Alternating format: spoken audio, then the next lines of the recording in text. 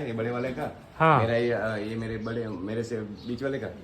दोस्तों कम्बल वाले बाबा जी का घर बताते हैं, आइए आपको। बाबा जी जय माता दी। जय माता दी। आपका घर थोड़ा बताने की कोशिश करके, आपका रूम कौन सा है?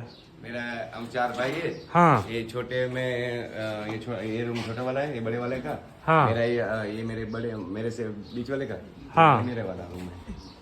ठीक ठीक दोस्तों देख सकते हैं, यही बाबा जी का घर है। आप लोग कमेंट करते हैं कि बाबा जी का घर कैसा दिखता है, तो ये देख सकते हैं बाबा जी का घर। ये बाबा जी के भाई है, ये बाबा जी के भाभी है, और बाबा जी की मम्मी से मिलवाते हैं।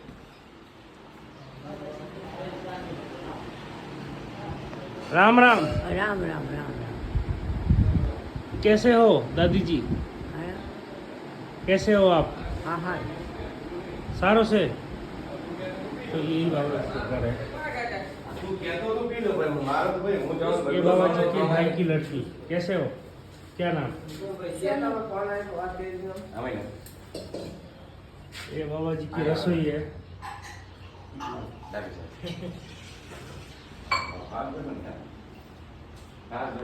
तो ये बाबा जी है, इनका भाई है, और ये बाबा जी का माता जी है। परिवार को साथ में देख के कितना अच्छा लग रहा है दोस्तों।